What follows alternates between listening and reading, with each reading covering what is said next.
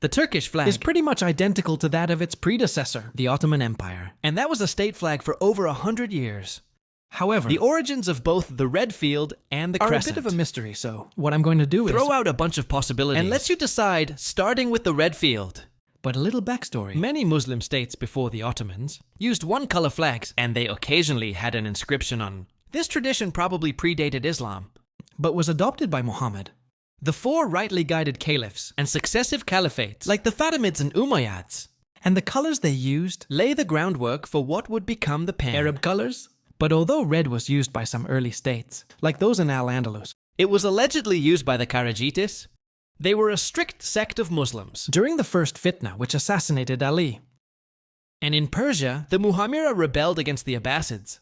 And their name literally means red because of the color of their robes. And in the 16th century, the Turkic Shias, who fought for the Persians, were called Kisilbash because of their red headwear. So red could be seen as a rebellious color, or at the very least not a very regal one. Plus the Seljuks, who were essentially the predecessors to the Ottomans. Like many Turkic groups, seem to have favored blue. So it seems unlikely that the Ottomans adopted red because of any previous state. So I tried to find another source like tug banners, a banner made out of horsehair used by Turkic people. There's some evidence to show that the Mongols in the West used some red tugs, as opposed to the usual black and white. And Tamerlane, another Turkic leader, seems to have used both red tags and banners. According to some images, and there are some red, Ottoman tags that have been found. But they're the minority, as I found more black and white tags. So because that seems unlikely, here's another theory, there's one story, which claimed the Seljuk Sultan gave Osman, the first Ottoman ruler, a white flag. So some theorized that this was the first royal color, and was then the color of the Janissaries' headgear. But because they were slaves, the Spahis, who were freemen, chose to differentiate themselves by wearing red. And there are many images which show the armies having both red and white headgear. So this could be true, and since the Spahis were freemen, more freemen began using red banners, and so too did the court and state. However, the Ottomans used many colors on their banners throughout the 16th and 17th century. This was largely just to help organize troop movements in the battles. But there still doesn't seem to be a national color. Either, for instance, a 16th century Portuguese cartographer shows more blue flags in Anatolia, and even at sea there were many colors, used both European and Ottoman. Artists show all sorts of flags being used on ships, and Hayreddin Barbarossa, the 16th century admiral, flew a green which I'll flag. get back to in a little bit. However, by the 17th century siege of Vienna, red seems to be the only color used. But it was still a long process, which leads me to believe there was no real reasoning behind it. But if that's not satisfactory, I'll give you two more theories. It could have been inherited from by the Byzantine Empire, where it was seen more like a royal color or warring color than in the Islamic world.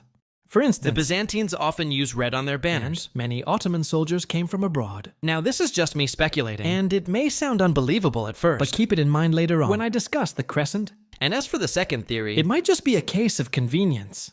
Now this happened a lot in history. For instance, the English redcoats are only red because the dyes were cheaper, and Ottoman clothes in Texas seemed to be overwhelmingly red, showing it was either easily produced and or fashionable, and because of that, it found its way into the battlefield more and into more. the courts. So take your pick as to which is the most believable out of all those theories as to why red was chosen. But let's go back to Barbarossa's flag.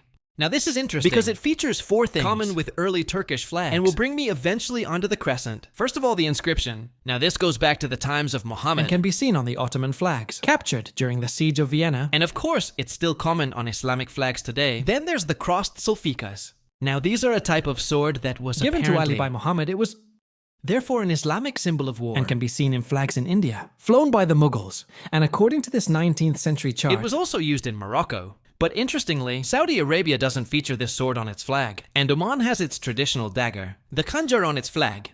Otherwise, Barbarossa also has in his flag what we now largely call the Star of David. But in the early Muslim world, it was called the Seal of Solomon, something that Arabian writers said was given to Solomon and gave him magic powers. It was of course used by Jews, Christians, and Eastern religions beforehand. But this is to be expected, given its simple design. But because of its long and complicated I'll talk history more about it when I do a video on the Israeli flag or the Moroccan as they flag. share a somewhat similar history. But for this story, because of its supposed magical powers, some Muslim states on flew their it. banners, for instance, the 14th century Catalan Atlas, say it was the flag of Karaman.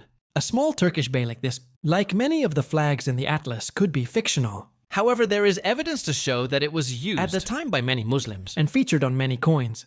The Catalan Atlas also shows many Muslim rulers of North Africa using a crescent, the final symbol on Barbarossa's flag. Now, despite the crescent being associated with Islam today, this wasn't always the case. The pre-Islamic Persians used it to represent the moon god in ancient Anatolia. Mithridates of Pontus used it, and it can also be found in ancient Macedonia, Rome, and even ancient Britain. Like on the coins of the Celtic king Tassiovanus. But it was used a great deal by the Byzantine Empire, and began to be associated with the region. So many crusaders, like Raymond of Toulouse and Richard the Lionheart, continued to use the crescent on coins, and it spread into Europe. It began to be used on many coat of arms, and began to represent the Virgin Mary. However, given its connection to Constantinople, many say that the Ottomans took the symbol as their own after the conquest of the city. However, the Catalan Atlas predates the conquest, and so too does the work of Hayton of Coricus, an Armenian geographer he shows in a battle. The Seljuks using the crescent, and the Mongols had this strange flag. But in other pictures, the Seljuks used the old Mongol flag, while the Mongols used the hexagram. And in another 14th century image, the Seljuks seemed to have a turtle, and the Mongols had a portrait of someone. So you would assume that they're not accurate. But it seems that the crescent was used by the Seljuks, to some extent. And there are Seljuk coins, which have the crescent on as well. And given the crescent's easy design and long history I would in the guess region, it was at least used before the conquest. By some Muslim rulers, however. It was the Ottomans who began using it more and more. And it became incredibly popular in the 16th century. Like on this imagining of the Battle of where Lepanto, all flags are portrayed. To use it, but like with the Mughals, who also began to use the crescent. They were also used alongside other types of flags.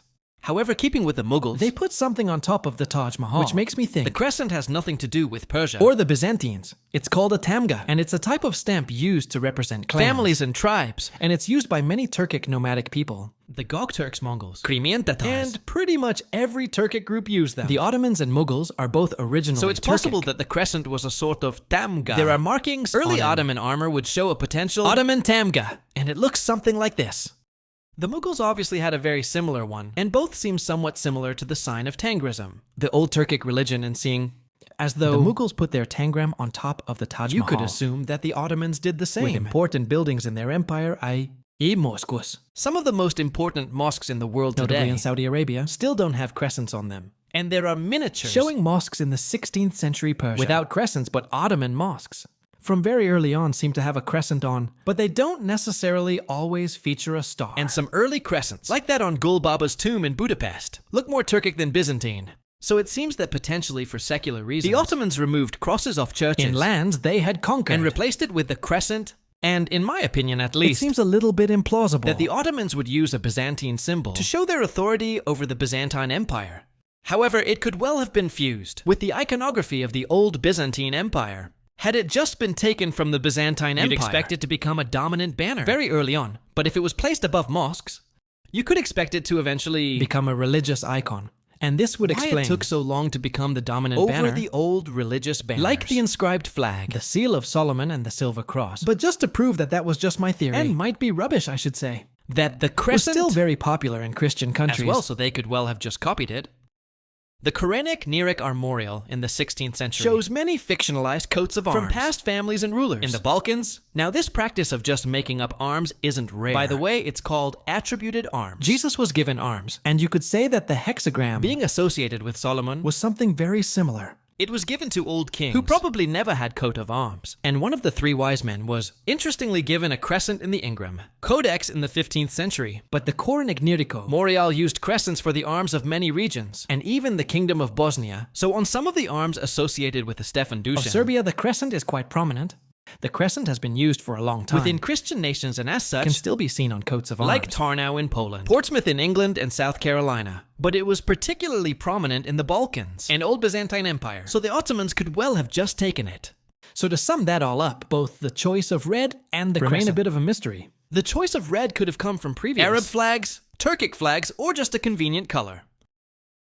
And the crescent could have been taken from the Byzantine Empire or the Balkans, or even Persia or Pontus. For that matter, it could have been a Turkic symbol brought from the east, or could have just been created by somebody. Looking at the moon either way, the crescent on a red became field popular over time and became the state flag of the Ottoman Empire in the late 18th century. And because the crescent was put on mosques, and because the Ottomans were such a powerful in force the Islamic world for centuries, the crescent became a symbol of Islam. Well, for many, some scholars still reject it, but the crescent is now featured on many flags of Muslim countries. Around the world, there's Turkmenistan, Singapore, Azerbaijan, Pakistan, Malaysia, Libya, Mauritania, and many more.